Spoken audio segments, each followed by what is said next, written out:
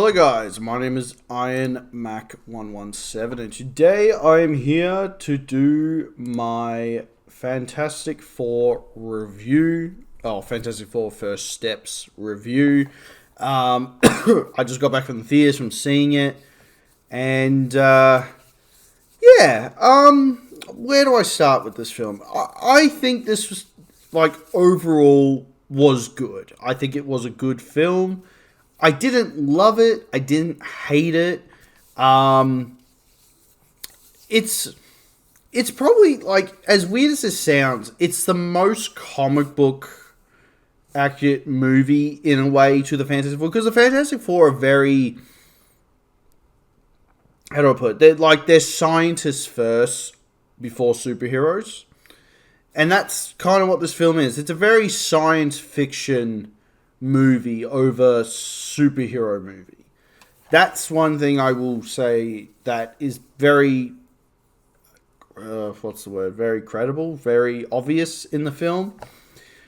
I feel like there's not a lot of, punching and smashing and fighting, if that makes sense. It's not really one of those films. It's a very trying to save the planet using science and stuff like that. It definitely has those fight scenes in it, but if you're, let me put it this way. If you're a younger viewer, you're probably going to enjoy Superman more than this, if that makes sense.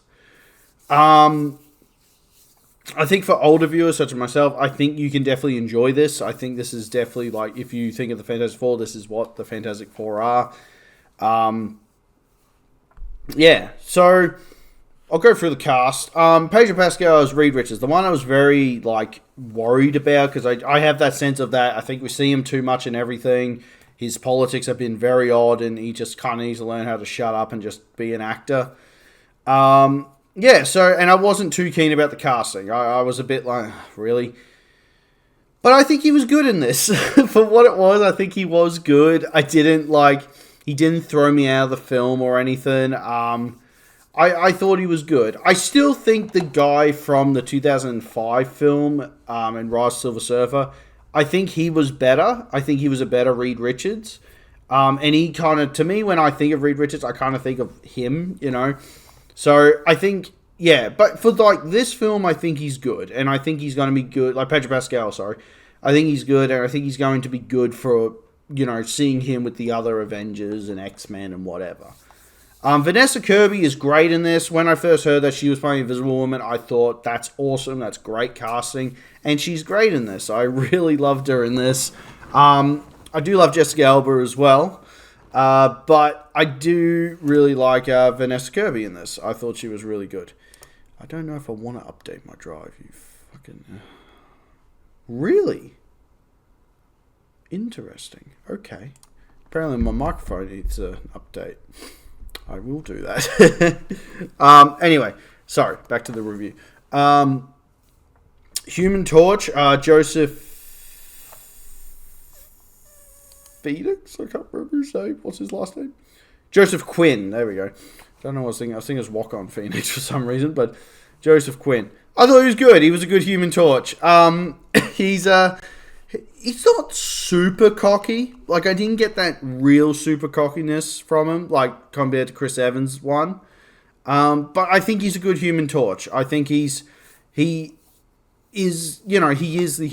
acts like Johnny. He's smart in his own way. He's a hothead. He's into women.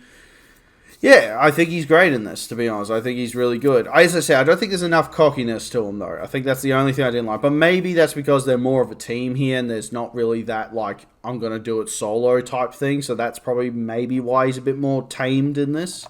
The Thing, Ben Grimm, or... Who's The Thing again? I can't remember what the actor's name is. I can't even see him. They don't even have him in the casting. Where is he? Ebon Moss Batra. I'm going to butcher that. Anyway, The Thing. I thought he was good. He's kind of like the bigger brother. He's the big brother of the group, and I really liked him in this. He's kind of the big brother. And he's very bland. He's very, caring. He looks after everyone. I really loved him. He's the big friendly giant, if you will, and I love that. I love that in this film. I think, there's always this thing that always annoys me where they look at bigger people and they think they're monsters, and then there's the Thing who's just a really kind person, and I loved that. I thought that was one thing I really appreciated in this film. Silver Surfer Julia Garner, Julia Garner, I guess. As Silver Surfer, she's fine in this. Once again, I am biased. I would have liked if we had the male version of the character, but I think she's fine in this. I think she's good. It is the actual female version, like whatever her name is, Shabalaba, the Bing Bong, whatever her name is.